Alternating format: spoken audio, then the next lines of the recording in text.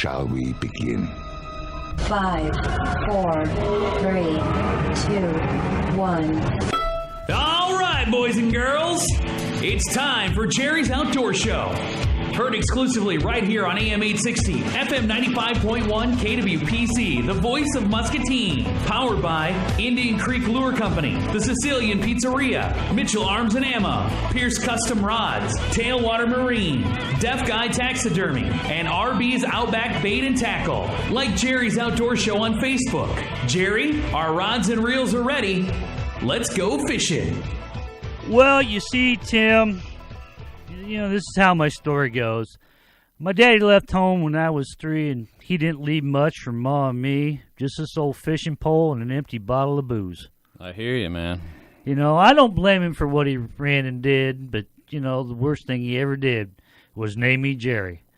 Absolutely. And now we're on Jerry's Outdoor Show. How are you doing out there, Muscatine? What's Brewer's excuse, though? I don't know. Brewer, do you have a bad...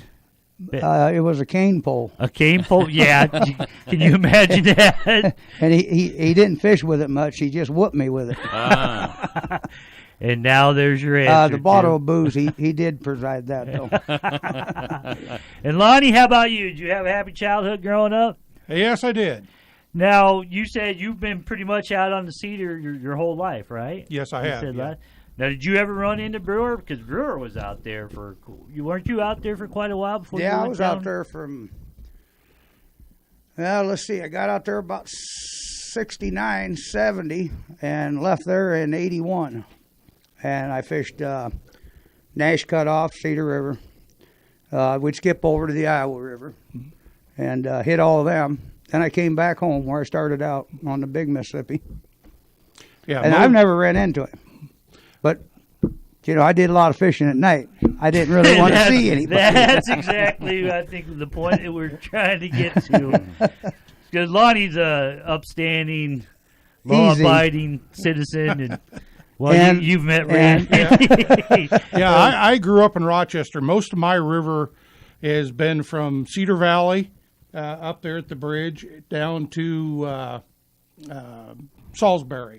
We did a lot of floating for duck hunting from Cedar Valley to Rochester and Rochester to Moscow. What is that water that runs right there by that bar out there? There's a bar out there, right? Cedar Rapids? No. Yeah. Oh. Where were you just? Rochester. There was a bar there years ago, yes, right? The Old Town Bar, yeah. What's that water that runs? That's the Cedar River. It is? Yes, it is. Okay, I didn't know that, yeah. In fact, I think that old place still exists. Yes, it does. Out there. Is it open still? No, it's it got house. flooded. Yeah. Oh, okay. I think they turned it into a house, but we're there one night. I don't know how we ended up there. Probably alcohol or something. Right. There was only a couple times back in the 80s that happened, and then I got right with the Lord and everything else. Yeah. In 64 and 65, I was just real small at that time, but we frequented the place quite a bit, and where you're located at there, Tim, where you're talking about, they floated boats into the tavern. Yeah. To sit at the bar and stuff. I went to a couple of inner tube parties out there where we, float down, and it was fun. Yes. Yeah. That was probably back in the 80s, I bet, somewhere in there. Yeah. Awesome. Now everybody knows that everybody here is pretty much an alcoholic on this show. So welcome to Jerry's Alcohol. My name is Jerry, and this is my first, whatever. But anyway, we got a pretty big show for you. Last week was our first show back, and we got a big show for you this week. And I want to get started off. We're going to change it around a little bit because my first guest on here is really busy, and that's DNR Officer Joe Fordyce. So a little while back, maybe some of you guys have got this message in the mail. Maybe you didn't. But what does HIN mean to you guys? And please, Randy, don't say hen. Don't say hen. Do you know what HIN means? I don't. I don't know what it means. HIN is called your whole identification number. Okay. On the starboard side of your stern boat, or on the stern end of your on the starboard side, which is your right side, there should be a little tag up there in that right-hand corner on the back of your boat. Now, what that is called your hull identification number. And now that's usually a couple letters and then a series of numbers. Well, what happened is over the years, and I buy a lot of used boats, when I got these letters for 2 of my boats, it says, hey, these numbers aren't matching or they're not correlating up. For some reason, the tags are gone. They're just gone. But what they're asking you to do is take a pencil rubbing of your numbers there so they can kind of line them up. So anyway, I was able to get a hold of Joe Fordyce, and he's able to be on with us, and I won't take up too much of your time this morning, Joe. I know you're a very busy man, but could you explain to us what's the deal going on with this HIN numbers? Yeah, basically the Coast Guard, in 1972, the Coast Guard started requiring every boat that was manufactured after that date to have 12 digits. Every boat manufactured prior to that didn't have 12 digits. Well, now the Coast Guard is trying to get a new system of boat registrations, and they're requiring that every boat out there have 12 digits. So if you had a boat that was manufactured prior to 1972 or a homemade boat or something like that, they're going to require you to have a 12-digit number. If you don't, we sent out, the DNR sent out 15,000 letters in the state, and I think about 5,000 of them or so have been returned, correctly or whatever. But you're right. They either want a pencil shading of the number that's on your boat so they can verify it, or they want a picture of it so you can do either or. And if you're one of the chosen one that got sent a letter in the mail, they included an affidavit in there too, and you can fill that out with your picture, and you can either take it to the recorder's office or you can send it into the DNR. And for everybody that doesn't have 12 digits, they're issuing new hull identification numbers, and it will be up to the individual person to attach that hull identification number to your boat, because it is required. It is a law to have a hull identification number on your boat. So it's going to be up to them to put it on there. I've done it in the past where I've just told people they can, get a piece of aluminum and top rivet it on the stern of the boat, or, go to an engraving company and have them engrave it, and, And then, Joe, what if, this is Randy, what if, like Jerry, he buys a boat and there's no tag on it whatsoever? What's the guy do then? You go down to the recorder's office. Basically, it takes 3 things to get a registration. It takes a bill of sale, or 2 things, bill of sale and a title. And if you're missing either one of them 2 things, you either have to get your boat bonded if it's been registered in this state before, which is a big, long, drawn-out process. And it's long and drawn out because we're trying to combat boat theft. Right. Or you get an affidavit for an untitled or unregistered boat, and you call me. I come out, look at it, sign off on it. They issue you a new hull identification number, and once again, it's up to your responsibility to attach it to the boat. Right. Right. That's basically what that letter says, that you sign it and that. Now, like I said, like for my situation, I always buy boats, and I come across them. Guys are just wanting to sell them. Half the time they ain't got the title they're all under 16 foot. Right. So they never got, as long as that sticker's on there and they got 3 years left on that sticker, that boat's going to change hands 50 times. Now, the thing with making sure that you get your HIN in place, that's going to cause you some problems, because this is a year now that you renew your sticker on your boat, correct? Yeah, it's a registration year. And actually what you said about the 3 years thing, if you did get stopped out on the water, if you buy a boat from a dealership, you have 30 days to put it in your name. If you buy a boat from a private citizen, you have 10 days to put it in your name. So it is a violation to run on somebody else's registration. Correct. But yeah, both my boats are registered. I mean, they're registered to me, but the thing is, I went out when I got this letter, it was like in November, December or something.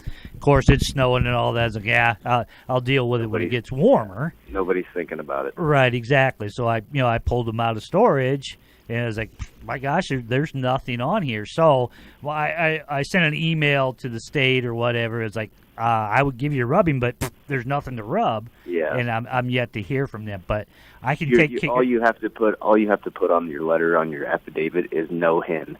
Just put that in parentheses when it asks for the HIN number. You just put on there no HIN. All right. And send it back in, or take it to the recorder's office. They'll issue you a HIN number, and then once again you put it on there yourself. Awesome possum. Well, like I said, Joe, I really appreciate your time this morning. I know you're a very busy guy. But Randy Brewers had one question he asked me this morning. We're trying to rush around to get everything going. You want to ask Joe that well, question? It's just a client of mine was bitching about no wake. He was what? That's not a cuss word. But Joe, he was bitching, or he was talking about the no wake zone. And if I was reading it right in the book, it's 300 on the Mississippi. It's 300 foot away from the banks, all the way up and down the river. Is that true? That is true, and it's that way on impoundments and lakes as well. It's something that we typically don't enforce that, but yeah, right. that is a law. Yeah. So you pretty much right out here in Muscatine, you better stay in the buoys because otherwise you're going to be 300 from either side. Right. Yep, that is a law. Yep. I mean, and this comes up. I mean, think about Lake Odessa. Yeah. Yeah. It's pretty much a no-wake lake if we enforce that law. Right. Right. So, Lonnie, you got something for Joe? Yeah, Joe, one quick question back on the HIN numbers for boat holes. Let's say this fall I want to purchase an old beat-up John boat to duck hunt in, and what is the drop-dead date on this, and can I purchase a boat later this fall legally that does not have a number on it? Yeah, it'd be the same process as it's always been.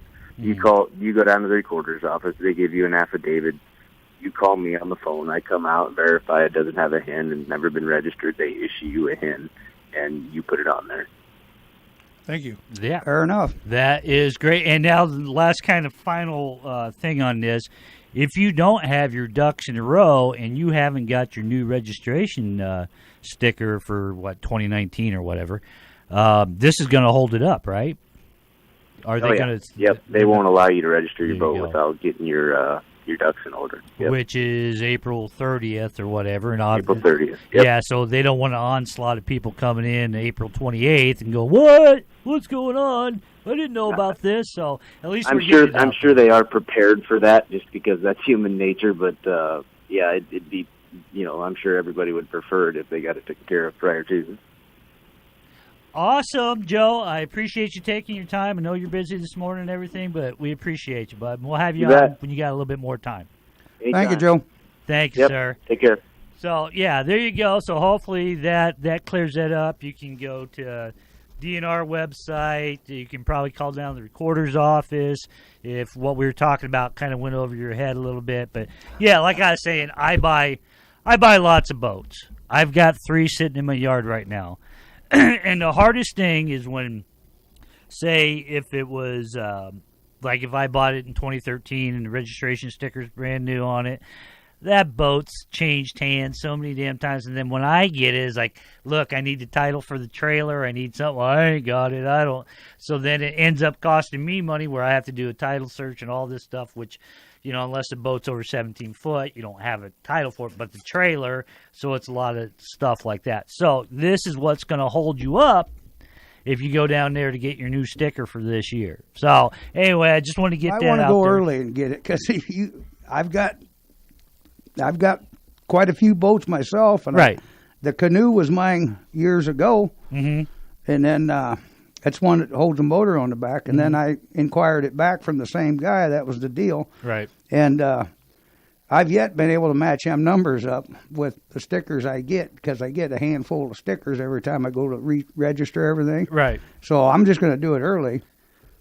If I do run into a problem, I got time to fix it before I just want to jump in the boat and go. Yeah, and my luck, they'll be there. Yeah, well, no, the thing is, see, I know these gals down at the recorder office quite frequently because I'm down there for the same thing. And I said, what's the deal with all these boats? She goes, that's typical of boats. Out of sight, out of mind, people get them. They don't do what they're supposed to. I didn't know about the 10 days. Usually a week or 2 weeks or whenever I get down there, but I didn't know it was 10 days when you're buying it from person to person. Well, and that's just if you're going to use it. Hmm? You only got 10 days to use it. Right, exactly. Yeah. But not 10. You got over 10 days to go ahead and do your paperwork. Yeah, I've got handbills, written receipts, and all this stuff. There's a lot of times I just loan my boat, to you. They go out back and fish. And Right. I don't know. The registration's in my pocket.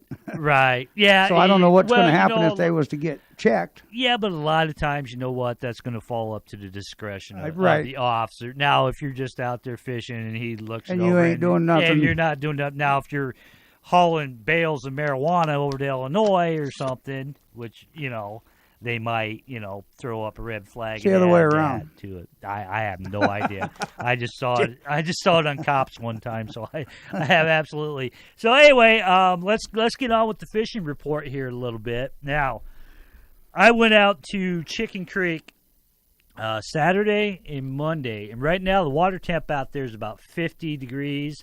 Monday it was running about 55, but I think that was just more of the surface. So I'm going to say the water temp is about 50. Right. Crappies haven't really started to move out there. I think they're still staging real deep.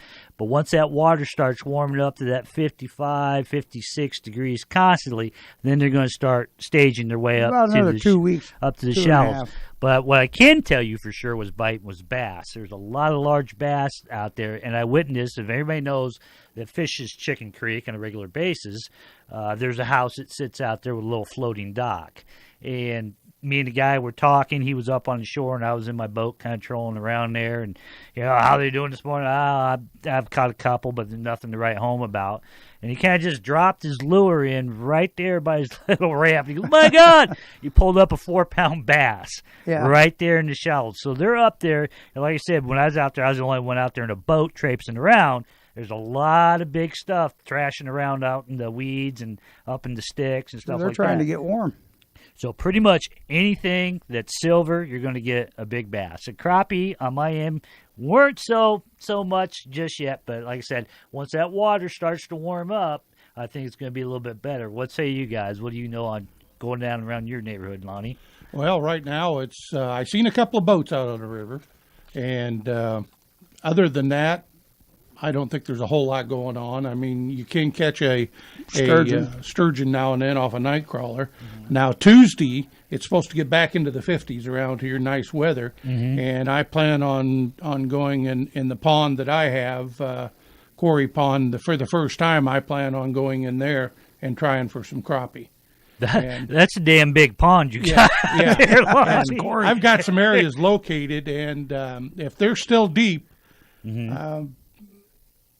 it in one point in certain areas it's about 65 foot deep, right? But naturally they're not that deep. But right. I've caught them early in the short after ice out, right. in 20-25 foot of water. Right. So, like I said, and I just wrote a piece for the Voice of Muscatine paper. Hopefully that'll be in next week or whatever about crappie and how they transition from the winter to the spawn. I mean, they just don't come up from 50 feet and go right to the shallow. You know, they're going to stage. But the key is the water temp. So if we get up into that 55, 56 steady, then that's going to kick in there and okay, it's time to move and do what we normally do. And then when it gets up to that 65, then that's when they're going to be up there spawning. So this weather might send us back a little bit.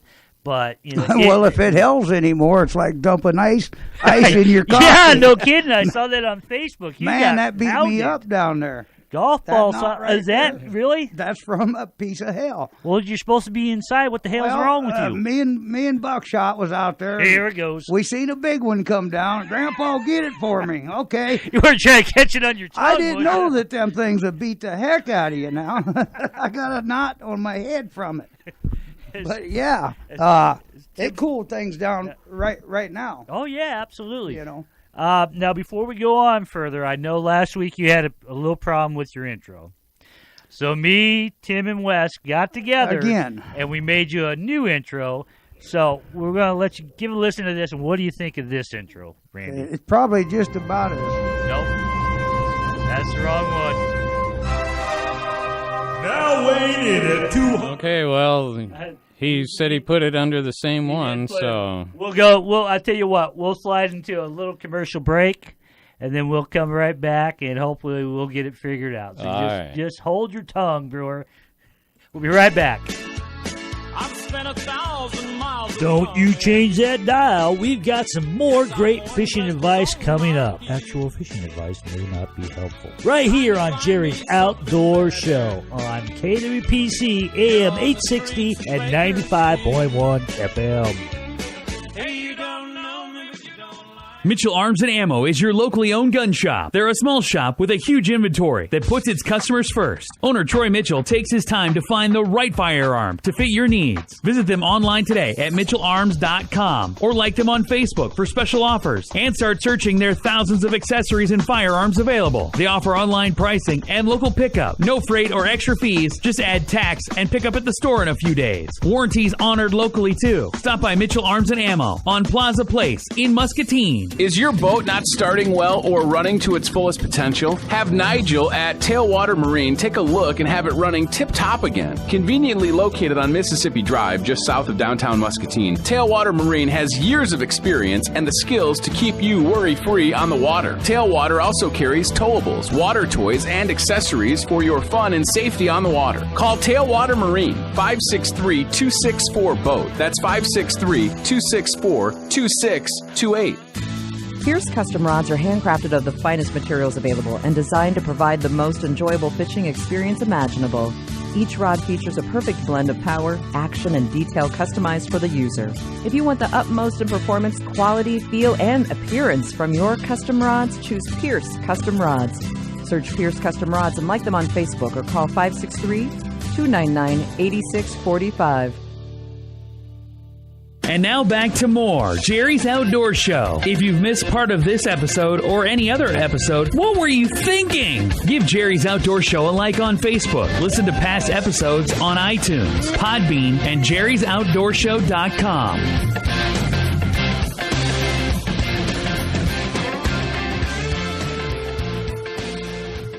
And now it's time to see how the fish are biting on the bottom with our buddy Randy Brewer from RB's Outback Bait and Tackle. RB, let's do it. Son of a bitch! Give me a drink. One more night. Stand with me.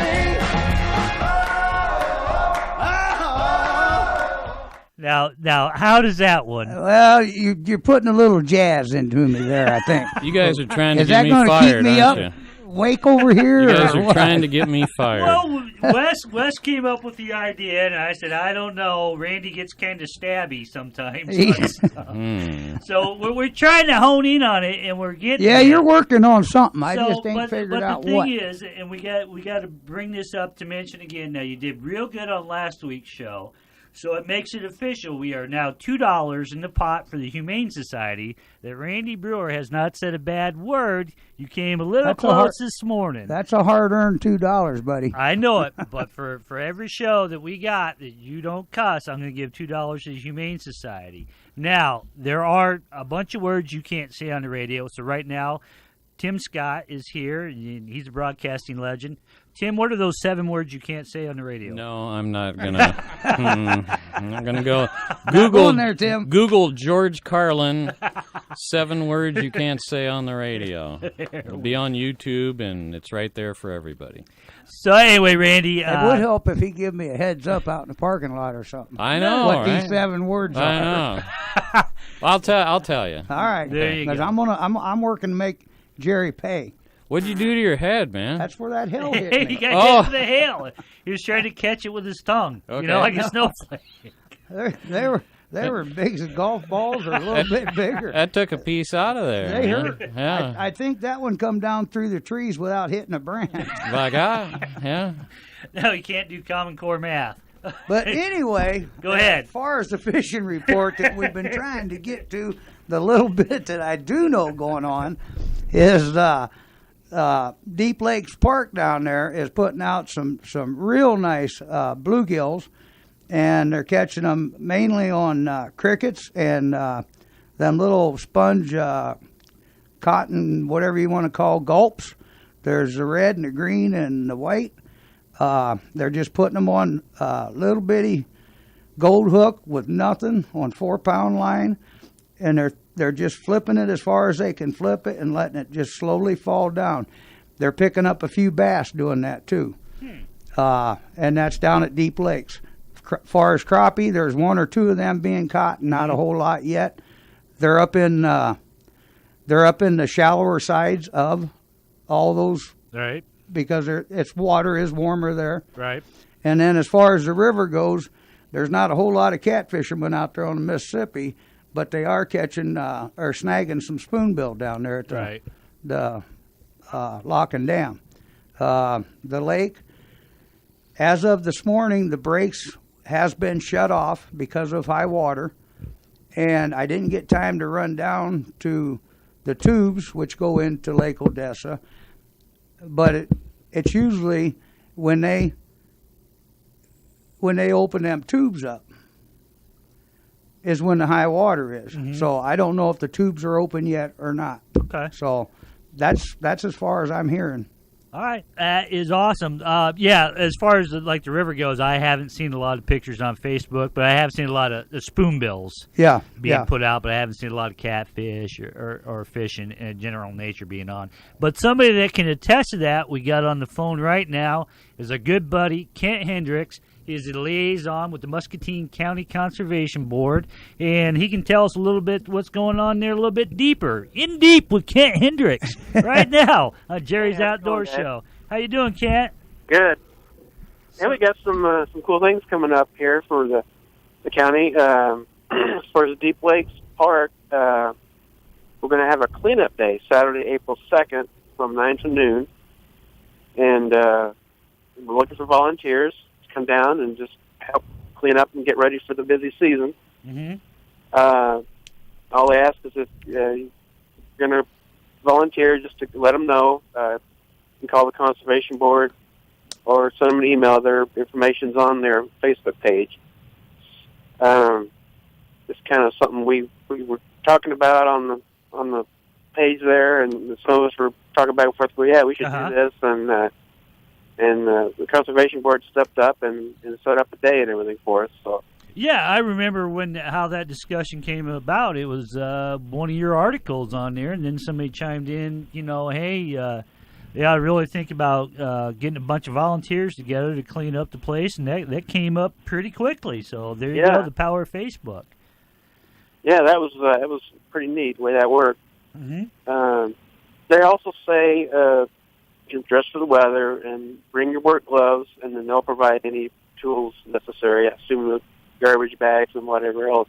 Maybe some sticks with nails in them or something, for picking up trash. Right. That kind of thing. Yeah. And that's going to be at the Lake Chester parking lot off Pettibone there. It's a big parking lot. Right.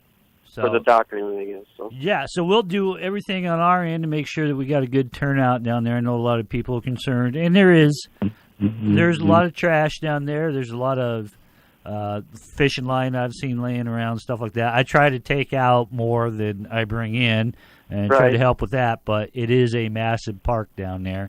And hopefully this will bring up public awareness that, hey, let's try to keep this. I know you always have a couple that'll ruin it for everybody, but a lot of stuff blows off the roads too, because a lot of them are right next to like Stewart Road and whatever. A lot of trash comes down from the road too, so it's not just all of it. Well, the way that wind's blowing, we might find another wedding dress. Is somebody running a weed eater, or is there a fly in here? I don't know. I hear a loud hum. Does somebody have a droid? It must be on your end, Kent, because I'm not. So what else we got going on down there, Kent? Aliens or something. I don't know what the heck that is. I'm glad everybody else is hearing it, because I thought maybe my medication. I didn't hear nothing. The guy that's out there trying to catch hailstones with his tongue. I can't hear nothing. So what else we got going on with the County Conservation Board there, Kent? Yeah, they're doing their trout release again this year, and that'll be on April 1st at 10 a.m. at Discovery Pond. Awesome. And, of course, trout stamps required and all fishing regulations and all that. But that'll be a good time. Didn't know about this last year to get in on it, but I don't know if we're doing it again this year, but I know last year they had some prizes. If you catch certain tagged fish, you could get gift cards and different things. So be a good time, especially for the kids, Yeah. Oh, it's a good time for everybody out there, and like I said, the thing with the urban stocking is those fish are put in there. They're not going to breed. They're not going to try to. This is as close to getting to shooting fish in a barrel as you can get. Those things are put in there for you to fish them out, and that's to have awareness with the trout program that we have here in Iowa. So, keep your limit. It's 5. Don't go overhand. Don't go overboard because they'll be watching.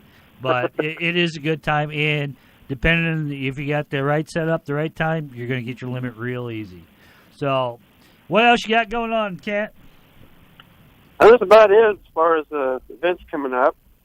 We went fishing last weekend, and like Randy was saying, there's bluegills moving up. I did let you into a pretty nice crappie, but I didn't get them in my hand, but I got him up at the bank, and he was a pretty nice one. My God, you are a fisherman, aren't you? A little bit of hooks for them bluegills, and then you get a nice crappie on there. It's hard to get him home. Absolutely. And there's caught a couple of nice little bass, nothing really big, but they're just picking up. It's like we'll got a lot more hits and things, and a lot more activity, a lot of smaller fish up in the shallows and things like that. So they're kind of starting to wake up, All right. Well, awesome. We look forward to what you got next week. Hopefully the sun will come out sometime next week and warm this water up, start getting these fish a little bit more active, huh? Right. That'd be great. Looking forward to it. All right. Thank you, Ken, for taking your time out. All right. Thanks, guys. All right. Thanks, Ken. See you later. Yeah, Kent's been writing some pretty good articles, and it's just really, really an awesome part to this show that somebody can then follow that. Now, let's see, we had to, hello? Hello, you're on Jerry's Outdoor Show. Is this Barry? Oh, no. It's Jerry. Oh. This guy called last Hermit. week. Hey, what's going on, Hermit? This is Hermit Longhorn Yes, sir. calling in. How'd you make out last week with the dynamite there? Well, he sold me some crappie bait. Didn't have no dynamite. Said the feds would get in the middle of all that. So, guess I'm 2 ways in and 1 way out. I'm just gonna have to wait and get me some fireworks and some duct tape or something. Now, he sold you some what? He sold me some crappie bait. He sold you some crappie bait? That's what he called it. You mean crappie? No, it was crappie. That's what I said. Crappie. Right. So, I was wondering, how do I sign up to be a sponsor for your show? Well, I think I'd make a good sponsor. What do you pay for something like that? How much money do you have? Every 2 weeks. Yeah, I think you got the sponsorship kind of backwards. You pay me, Hermit. I wouldn't be paying you. Say that again. You got the notion of sponsorship wrong. You would actually be paying me. I would not be paying you. Well, that don't make no sense. What, you have to pay it back to me or something with interest? Well, no, not exactly. What you get out of it is quality advertising that we deliver at an affordable price for your targeted audience. That's what I was talking about, being an advertiser for you. Now, you give me a T-shirt or something that I can wear when I go out, or how's that work? Well, I don't have any Jerry's Outdoor Show shirts made up right now, but I'm sure RB has plenty of stickers and hats, and he would be glad for you to be the spokesperson for RB's Outback Bait and Tackle. That crappie bait. We'll put a big orange minnow right on your back. Who's this? This is RB. RV? RB, the Outback Bait and Tackle. See, I get you a shirt to You don't have to advertise. speak up, son. I'm a little hard of hearing now. Now, I was just calling in to Are see you if hiding I them was gonna crickets in sign your up to ear? be a sponsor. Yeah, we're going to put a shirt on your back and walk you around. Well, all right. Well, I could also tell everybody about it. Well, just I was walk at around with the I shirt was for at the slough the a other day, while. and there were some people down there. Don't talk to fishing, and nobody. I could tell them about it. No, you don't talk. Just walk around. You were down at the slough? Well, that's a prime spot, ain't it? For what? for fishing. Did you catch it? Because I like to go there too, because Lester likes to go swimming down there. Now who's Lester, Hermit? Lester's my mule. Oh. Okay, you take your mule fishing with you. He loves it down there. He says the water's refreshing. Is this a talking mule? Say again, son. My hearing just ain't what it used to be after that terrible lawnmower accident. Now, I was thinking, if I'm a sponsor, maybe I could sing a song for your peoples. You know, help bring them to the show and all. Is it a hymn? Well, you can hymn on it if you want. Well, what do you got going on? What's your song about? Well, hold on a second. Let me get my guitar. Hold on. Now I'm gonna put the phone down, all right? Okay. Hold on. This is Jerry's introduction. I was going to say, Brewer, where do you find these people? Hot for fishing.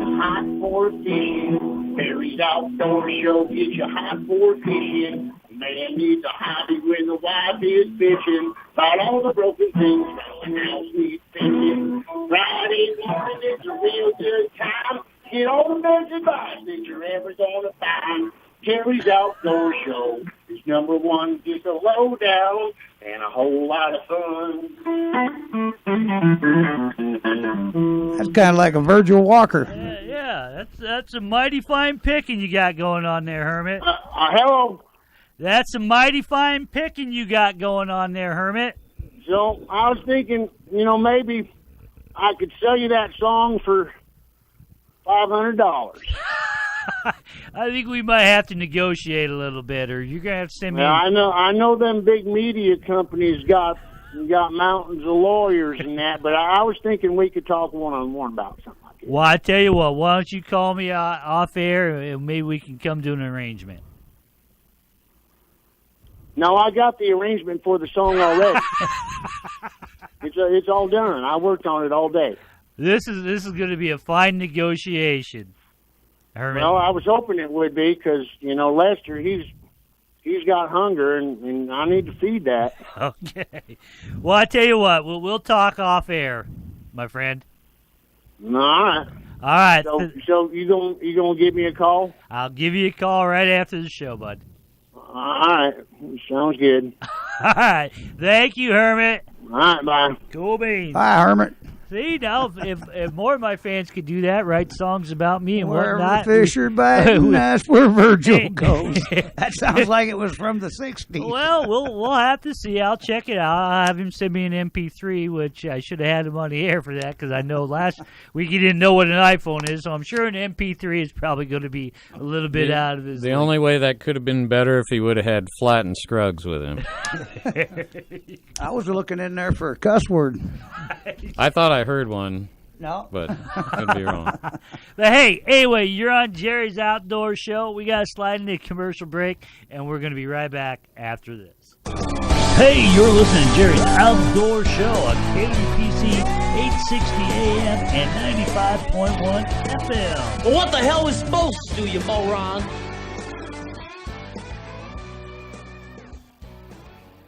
Indian Creek Lure Company is your family-owned tackle shop. They carry the finest in bass fishing products. They carry items not found anywhere else. In fact, if they don't have it, you don't need it. Indian Creek Lure Company specializes in the more specialized tackle. Indian Creek also carries Dobbins and Denali fishing rods, as well as their own line of Indian Creek rods. They can help you spec out a custom rod that's the perfect fit for you, and they cater to bass clubs and tournament anglers. Check out their website, IndianCreekLures.com today. Are you looking for a reliable taxidermist who does superior work? Here's taxidermist Shannon Spooner telling you in sign language why he's the best around.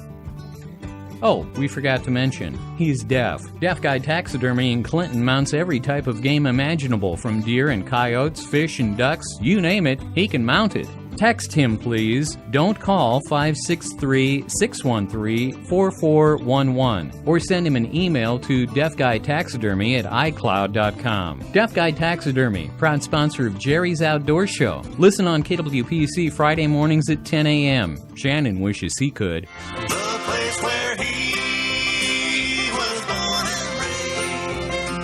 Sounds like a place to fish or baiting down at the bottoms.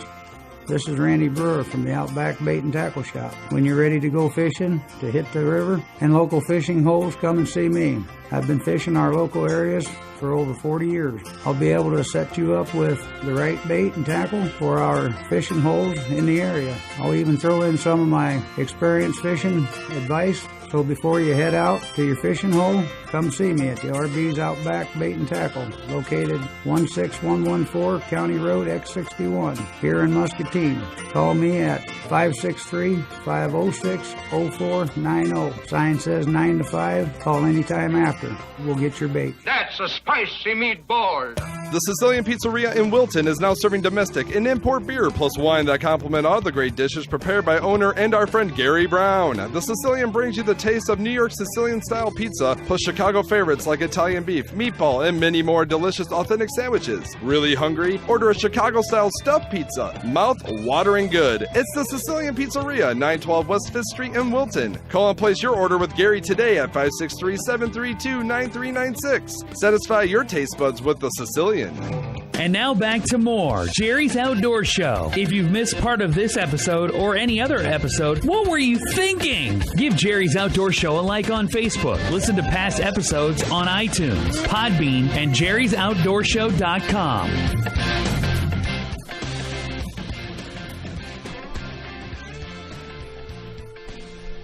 All right, we are back.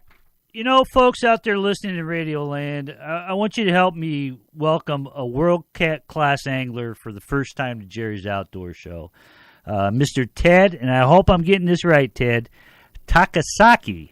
Now, I've been... How you doing, 100%, Ted? That is 100% correct, Jerry. Good job. Oh, my God. I was looking at that. I was like, man, I hope this isn't so... Can I get this pronounced? I looked at it 2 or 3 ways, and I almost Kawasaki, and I just said Takasaki. Now, that's perfect.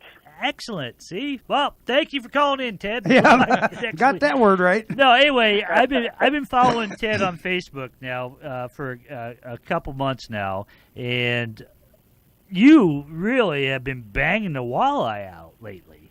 Oh, well, I had a great opportunity. I was speaking at a sports show in Winnipeg, Manitoba, Canada, and I was able to stay a couple extra days and do some ice fishing up there, and that was really quite amazing. Some monster fish, and they're green. I mean, they're the brightest emerald green you've ever seen. And they are certainly deserving of their greenback nickname. They call them greenbacks up there. Huh? Yeah, and they were some pretty. Look at it's pretty chilly up there too. Still, you know. Oh yeah, there's still ice up there. There's not much around in the States, but there certainly is some ice up in Manitoba. In fact, I know several friends of mine that are going up there. In fact, yesterday, and they're up there this weekend. So, are they quite a bit tastier than the green walleye than the ones down here? I think they taste about the same, no matter whether they're green or they're brown or they're gold. That a boy. That's what I was looking for. There you go. Never had a bad piece. Now the reason why we got Ted on today, fish, Tim. There you go. You guys, I swear to God, you got to be careful what you leave open here, Ted. I'm going to tell you that right off the books. All right. But anyway, the reason why I have you on today is not, you're impressive world-class angler, like I said, and I've been following you on Facebook for a while. But actually, why we have you on this morning is you're actually the spokesperson for this product that's called, I should say a mechanism that's called Skins It. Have any of you guys here in the studio seen this yet? No. I haven't. No. I haven't seen it, no. Have you been living under a rock? Are you not on social media? I've seen about 3 or 4 videos of this. And I actually, it was a mutual acquaintance of ours that actually gave me your name, Ted, and I'll get to her a little bit later. But, what is a Skinsit for people listening? The Skinsit is an incredible invention. It actually takes the rib bones out of a fillet and it skins the fish. It does it very quickly, leaves very little waste, and it's actually a lot of fun to use. So it takes the laborious part out of the cleaning fish and makes it a lot more fun, and you get a lot more meat out of the fillet that you're looking for. So if you like to catch fish and eat fish and clean them, and don't like to clean them, now that's where the Skinsit comes in. Right, and I'll just try to paint a mental picture for you people at home or whatever. If you're on a mobile device, go to, I think it's skinsit.com and take a look. Well, it's actually fishskinner.com. Okay, I'm sorry. Excuse me for that. Fishskinner.com, all one word. Anyway, look it up. If you're playing along at home on the computer, take a look at it. Now, I'm just going to try to describe it a little bit to people out there in radio land. Don't you just throw it in a box and shut the door and then pull it out the other side and it's all clean? Well, almost. I tell you what it looks like. It looks like a little snowblower is what it does. It has a round part in the front of it. My wife will not understand this. If I start using a snowblower to clean fish. I said kind of looks like okay. Kind of looks like one. I liken it to a combine. Yeah, that too. A big combine with a roller that just rolls the rib bones out and rolls the skin off. That's what You're that's how I filleting this describe fish it over the before you radio. put it in there? Yeah, you're pulling the fillets off and leaving the skin on it, and you run it through this, and it'll separate the meat from the fillet and the rib bones. Yeah. Watch the video tutorials; they are awesome. Now, I was in the bait biz for quite a while, and I'll be honest with you, I've seen my fair share of miracle gizmos come and go that were more gizmo than miracle. So I was a little skeptical at first, and then I started doing the podcast, and we had our good friend, our mutual friend Tanya, up there at Cable's Trading Post and Lodge, and we got on to the subject of the Skinsit, and I asked her, I said, is this thing really? And she said, look, this thing is phenomenal and works really well. In fact, we have one that has done over 70,000 fillets. So these things are never change a blade? These things are built to last, correct, Ted? Oh yeah, they last forever. They were built with the highest quality components, and truly is a remarkable invention. I've seen a lot of gizmos myself as the former president of Lindy Fish and Tackle, and I've seen a lot of inventions, a lot of inventors. Most of them don't pan out. Mm-hmm. When I first saw this one, I couldn't believe it, and then when I started using it, I won't clean fish any other way. Oh yeah. Is there a lot of moving parts or steps to using the Skinsit? No, not really. You take a knife, you take the sides off, you lay the fillet down, you point the Skinsit right at the rib bones, and then start the motor up, and then just roll right through them. You turn it over, and then you point the Skinsit at the skin, and it just rolls the skin right off, and you've got a perfect fillet every single time. Okay, so there's not really a learning curve. I mean, what I mean to say is the average angler going to be able to go out and get one of these. And I've done a lot of demos at different sports shows and in different retailers, and guys will pick it up on the first try. Now, it takes a little bit of instruction. I mean, the fishskinner.com, the Skinsit website, they have instructional tutorials. You just have to, it's a little bit of timing and angles at it, but once you do about 3 or 4 fish, you're doing pretty good by that point. Right. Now does this run on batteries, or does it plug into an outlet? How is it powered? It plugs into an outlet, a regular AC outlet that we all have in our homes or in the fish cleaning houses. So now, how does cleaning it? It says cleaning's a breeze. Is it? Oh yeah, it's very simple. You just take a hose and you just hose it down while you're actually cleaning the fish. If you want to do a deep clean, then there's a little lever that you just pull the roller out and then spray it down again, wipe it off, and then it's ready to go. So now this, like it says, it'll remove the rib bones and stuff like that. So is that a lot of a constant wear on the blades? I mean, do you need to constantly hone them or sharpen them, or? No, the blades aren't sharp whatsoever. Oh, really? There really isn't a blade that's on there. It's just a separator. It's very dull.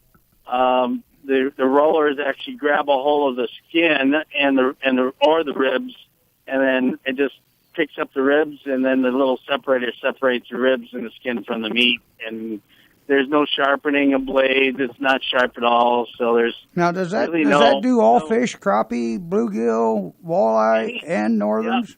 Yeah, any fish with scales, it will take the skin right off. What about the white bones? Not the white bones on the northern. That's the only thing that it doesn't do, but it takes the rib bones out and takes the skin off. Mm-hmm. Yeah. So, well, with that, how big of fillet can the skins handle? I mean, well, the owner. You don't have to worry about it, Jerry. There you go. Well, the owners have cleaned up to a 27-inch walleye. Which is pretty wide. And I'll show Brewer a picture of that later on, what a 27-inch walleye looks like. Yeah, it's about, a 27-inch walleye is about 7 to 8 pounds. Most people aren't going to keep a fish that big. Now, if they're fishing for salmon, king salmon, that's a pretty wide fillet, and they recommend something that's smaller than the width of the blade, which is about 8.5 inches wide to 9 inches, 8.5 to 9 inches wide. But what folks to do is just take a knife and split the skin in two long ways, lengthwise, and then just run it through twice. Yeah, when you see, like I said, if you go and tell everybody out there again, Ted, what that website is. The website for the Skinsit is www.fishskinner.com. Fish Skinner. Yeah. What kind of price you got on them?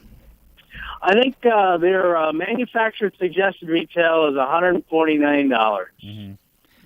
When you take a look at this, take a look at the videos that's real reasonable for exactly a component like that. For what it does. Like I said, I was kind of floored by it, but I got the testimonials. Like I said, our good friend Tanya up there at Cables, they go through a lot of perch up there. They do a lot of perch.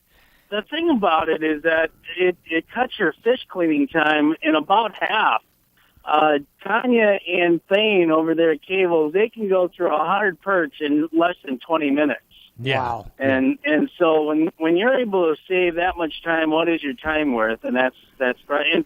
And the thing is, they can do it under 20 minutes with no wasted meat. I mean, you absolutely have no wasted meat on that fillet. Yeah, that was my thing about the learning curve. I was hoping it would be an easy operation to get, because a lot of times you get some of this stuff, and if you're not holding it just right, then you're ruining fillet after ruining fillet. But there's virtually no chance of that, right, Ted? Well, everything takes a little bit of a learning curve. Right. But, after about 3, 4, 5 fish, you should have it down. And once you get it, it's really easy to do after that. See, Brewer, you could get one that lasts you all summer if you only do 3 or 4 fish. My fingers are going to be a lot skinnier because they get caught in that roller. Ted, you probably don't know this, but my cohort here, Randy Brewer, he uses a Sawzall to debone I use a Sawzall on a lot of things. Fish. So, yeah, your 70-pound flatheads is probably not going to help you out any. That's a shame. But so, are these available out in the retail market yet? Yes, they're available at Shields Sporting Goods, at Cabela's, Bass Pro Shops. Those are the main ones right there. You can also purchase it straight online from fishskinner.com. So is it something that I could get to resell at the bait shop? Yeah, well, Cable sells them right there at Cable Trading Post. They sell them retail there. Yeah, we'll just we'll have to buy it wholesale. Right. We'll have to get it wholesale, so we could probably set that off air. We can do that, Randy. But anyway, hey Ted, I appreciate you taking your time. Oh, Lonnie, you got a question? Yeah, Ted.